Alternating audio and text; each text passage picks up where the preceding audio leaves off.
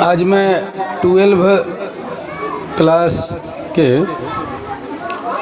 English के chapter number 7 को बता रहा हूँ।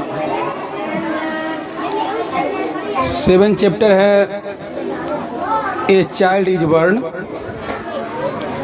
जिसके रचनाकार है जर्मीन ग्रियर।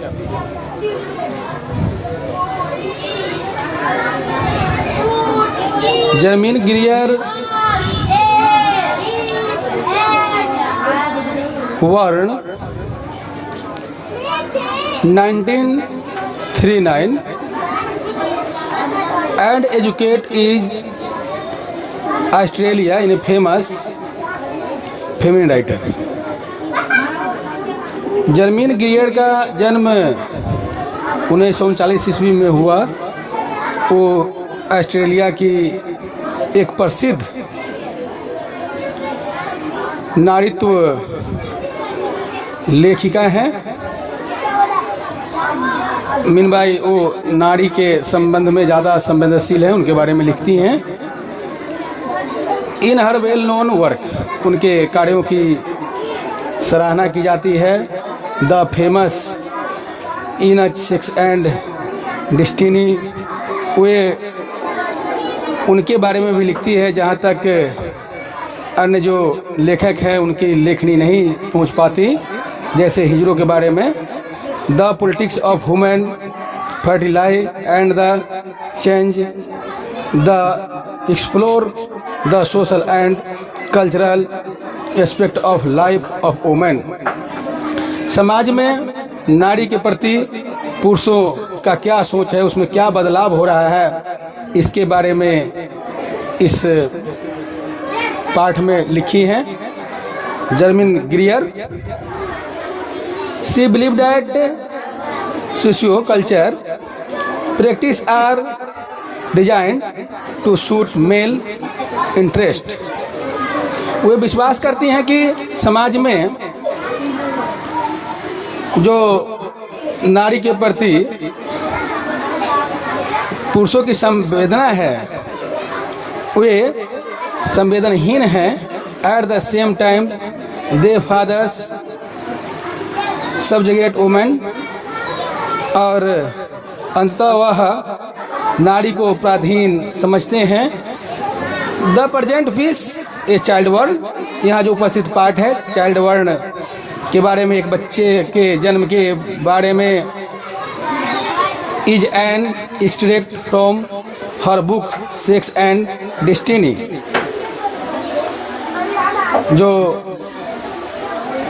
इस किताब में वर्णित है। The politics of women, fertility, it explore the culture peculiars of east and west regarding child birth and present child relationship. वे मानती हैं कि हमारे समाज में कभी कभी असमान लक्षण के बच्चे भी जन्म लेते हैं। जो बच्चा जन्म लेता है वह लड़का भी हो सकता है, लड़की भी हो सकती है, उसके बारे में वह लिखती है। और जिस समय से वह जन्म लेता है उस समय से ही वह उस परिवार का, उस समाज का एक व्यक्ति बन जाता है, एक अंग बन जाता है।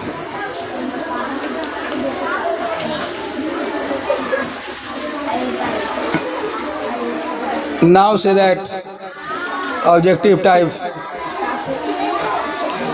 Question and answer. तो यहाँ जो पार्ट है, जो लेसन है ए चाइल्ड इज बॉर्न से ऑब्जेक्टिव क्वेश्चन बहुत इम्पोर्टेंट है 12th के विद्यार्थियों के लिए। जो स्टूडेंट इस बार परीक्षा देंगे उनके लिए काफ़ी महत्वपूर्ण क्वेश्चन एंड आंसर है।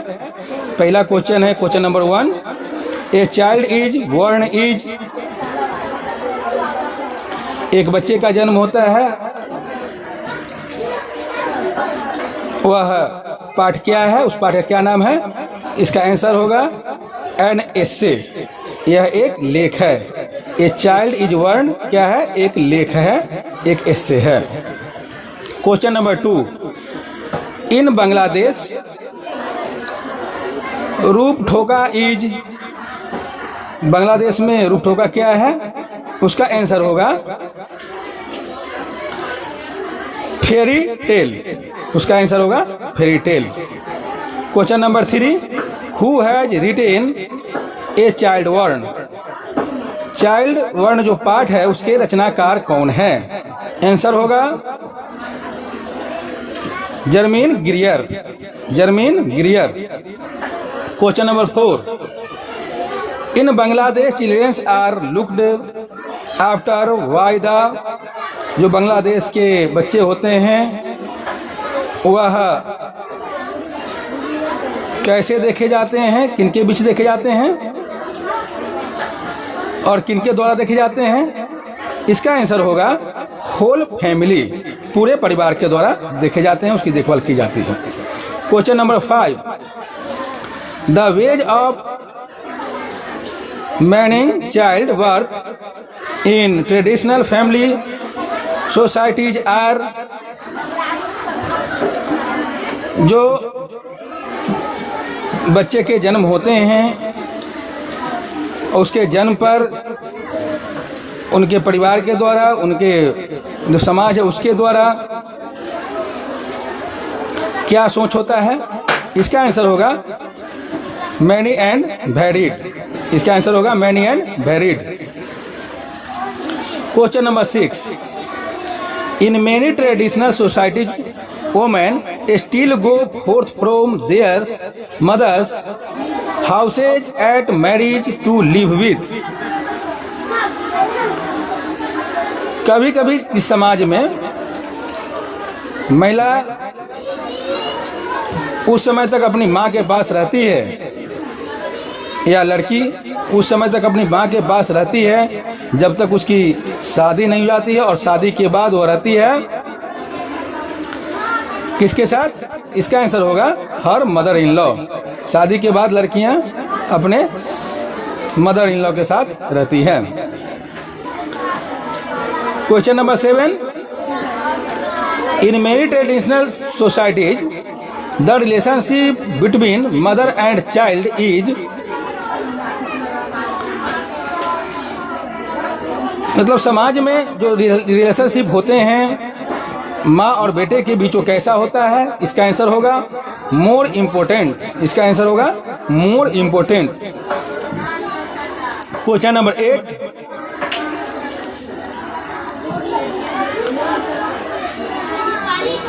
Salty women go to stay during the last stage of pregnancy,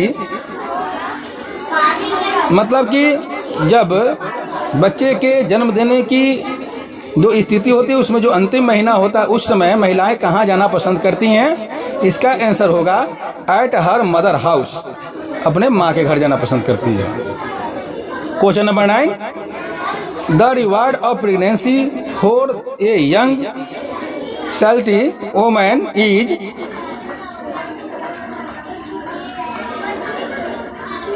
महिलाएं जब बच्चे को जन्म देती है उस समय वह कहाँ सुरक्षित महसूस करती हैं? आंसर होगा get to go her mother, अपने माता के घर जाना सुरक्षित महसूस करती है। Question number 10, during pregnancy a woman perfect her mother a house because, अंतिम महीनों में बच्चे को जन्म देने के लिए जब महिलाएं जाती है तो अपने माँ के घर क्यों जाना चाहती है? इसका आंसर होगा द फील फ्रीडम देयर, वहाँ वह स्वतंत्र महसूस करती है। Question number 11, when a baby is born it is an occasion of joy for,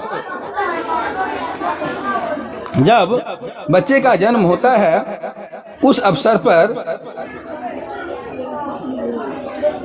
किनके द्वारा जॉय किया जाता है, आनंद उठाया जाता है? इसका आंसर होगा द होल फैमिली, पूरे परिवार के साथ।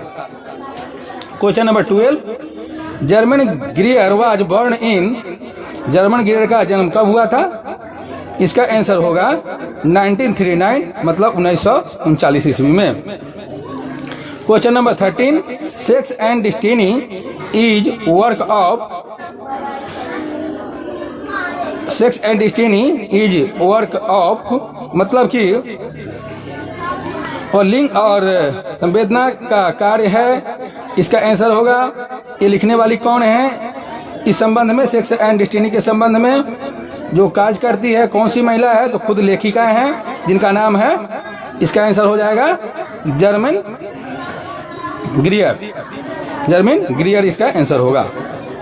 Question number 12, in Bangladesh children under the age of 5 और 6 आर लुक्ड आफ्टर बाय, जो बांग्लादेश के बच्चे होते हैं जिनकी अवस्थाएं 5 या 6 वर्ष होती है, वो देखने में कैसे होते हैं और किनके द्वारा देखे जाते हैं, तो उसका आंसर होगा द होल फैमिली, पूरे परिवार के द्वारा देखे जाते हैं और अक्सर अपने माँ बाप के जैसे बच्चे होते हैं। धन्यवाद।